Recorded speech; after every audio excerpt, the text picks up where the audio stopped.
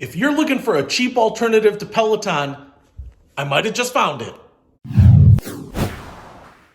What's happening, Panda Nation? Peter Von Panda here. Everyone's working out at their house these days, and spin bikes are super popular. I actually reviewed a spin bike last year, and I really like it. I still have it, and it's great. But to be able to have more spin bikes so that more of us can work out at the same time, I picked up this bad boy by JOROTO. And it looks like it is a fully featured spin bike. Maybe the best spin bike that you can get for home at an incredible price. So let's get this thing set up and try it out. Okay, so I've got the bike unboxed here. I'm gonna say this is pretty heavy.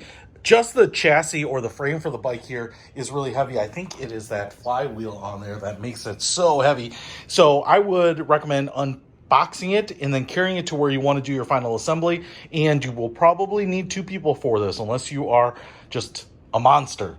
Here is the rest of the parts. It looks like handlebars, some of the seat posts and whatnot, seat cushions, and then the assembly hardware there. There is a instruction manual as well as a wrench right there. So that's kind of nice because that kind of gives me some inclination that everything I need to assemble this thing is put together right here. And so this is probably the most number of parts I've seen for a bike like this. Now, the one thing I want to call out here, and we will test this out, is that a lot of people ask me on these bikes what kind of resistance it uses. And this one uses magnets to create the resistance on the wheel here. So when you tighten down the handle, I think it just drops this magnet down, but that's how this one works, as opposed to some of the other spin bikes which use like a fiberglass pad. I think, it's just kind of a physical brake on the wheel to create that resistance. So if you're someone looking for magnetically activated resistance, this is the bike for you. So let's get this bad boy set up and try it out.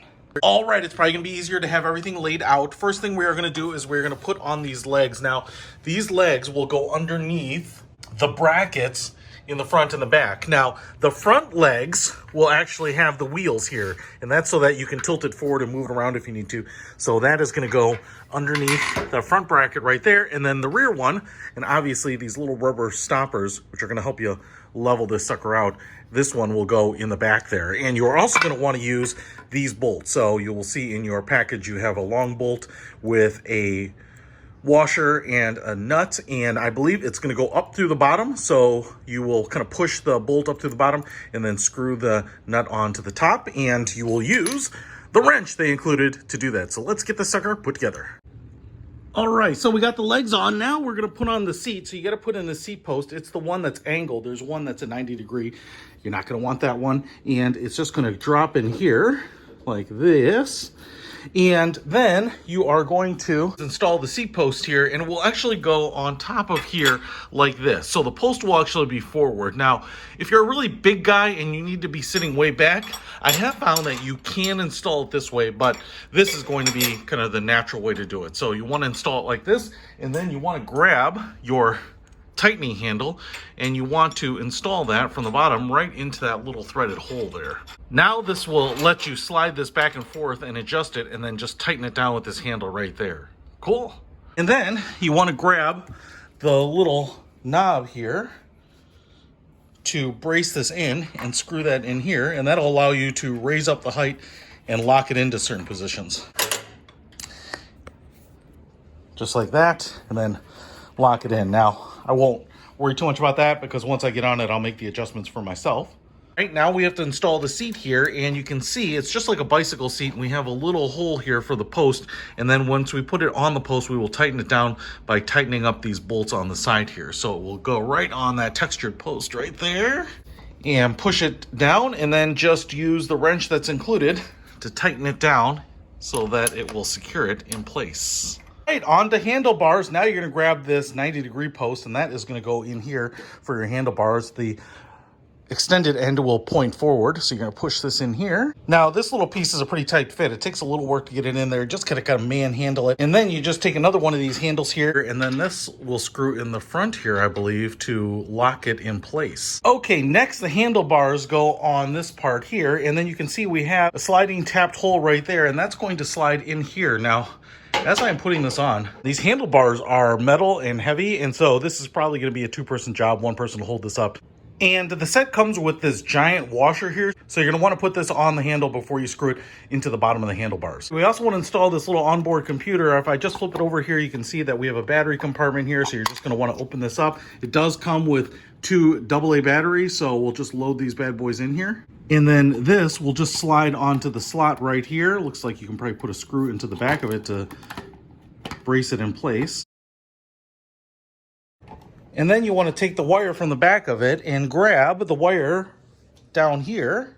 And I would run it up the driver's side and then connect these two. And just to keep it out of the way, I connected them behind the handlebars right down this side. And now, really, the only thing left to do here is to put the pedals onto the little pedal post right here. Now, you get 2 pedals, and one is marked R and one is marked L. Now, it doesn't explicitly say in the instructions here. Spoiler alert, the R is for the right side and the L is for the left side. Just spin them in and tighten them down. And if they are on the right side, the nice thing about when you pedal is that it will only tighten them back in. It won't let them back out. All right, got it together. It's not too hard. It's actually a little intimidating based on all the parts, but my first impressions here are really like, wow, because everything about this seems like it's overbuilt. I mean, even the hardware here, and I could really feel that as I was carrying this around. This is a really heavy bike. And so, like I said, I think this is a 2-person job, but all of the metal here is just really nicely done. I mean, even the plastic cover here looks pretty cool where it says JOROTO. Even on the bolts that I was putting in here had thread locker on them. So I like those little details. I love the fact that I can adjust this for height as well as forward position. And I really love these handlebars. So I don't know if you've ever used a variety of handlebars, maybe handlebars like this. This is just like a foam on here, but this is like a really heavy textured rubber. It feels actually a lot like the coating you get on a pair of hand tools, like on pliers. I mean, it's soft-ish, but it's not pliable, and it seems really durable and seems really massive. So that's really nice. It's kind of a really nice high quality fit and finish here. I will also say I actually like the fact that it looks like we have bottle holders up here instead of right down here. I don't like reaching down for it. I also like having different size bottles instead of just bottles that fit into like a bike holder. So if you're using a really big water bottle, even just a tumbler or something like that, you could potentially put that in there. So I love having that up there. Obviously, I've got your little computer down here, so you'll be able to see how much you're working out, how many calories you burn. This is also my first time using the magnetic resistance, and I will tell you, it works shockingly well. As you can see, there's a little gap between the flywheel and the magnets there, but I will tell you that this is really stiff already. And then obviously, if you want to hit the emergency brake and stop it, you can just pounce on that. But I tell you what, I wasn't sure that magnets were going to work as well as like a friction brake, but these work remarkably well. So far, everything I've tried on this, I've really liked. Now what we have to do is get a spin class going on the TV here and see if this sucker can get me to sweat. And to round out the competitor to Peloton here, what I really love about this is you can subscribe to any of the workout training services that you want. In fact, for me, this last year, I've been using Les Mills On Demand. I've also used Workout and some of those other ones, but it's pretty nice because this one just has a ton of classes and they add new classes all the time. They have spin specific classes here. And what I can do is just put the spin class on and start going at it on my bike. And the really cool thing about this is that, you know, when they tell you to add the resistance, now I can just dial it in myself too. And I know that I have a bike that's going to stand up to the punishment as I do this. So let's get a class going and get a workout in. Find bracing resistance. Deep pressure in the muscles with room to give.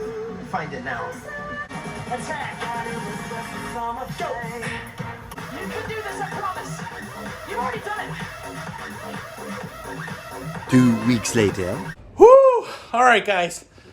This thing is awesome. I tell you what, when I'm talking about a Peloton alternative, this is what I'm talking about. Something that's really high quality that doesn't have a huge name brand by it. JOROTO, come on. But it's super well built. The fact that this thing is heavy makes it a little tough to set up, but honestly, it feels so stable when you're on it. I mean, everything from these handlebars, like I said, which have this rubberized textured coating on it, are so much more massive than other exercise bikes. All of the hardware down here is just really overbuilt, and so you can get on here and just rock it. Listen, I'm a pretty big guy. And for some of us that might be bigger people that are trying to lose weight, you want something that's going to last, something that's going to stand up to the abuse of you just pounding out calories on this thing. And it is great. And it's a fraction of the cost of all of those big name exercise bikes, right? And all you need is something like this and an exercise app. You can put your phone or tablet up here. You can watch it on your TV.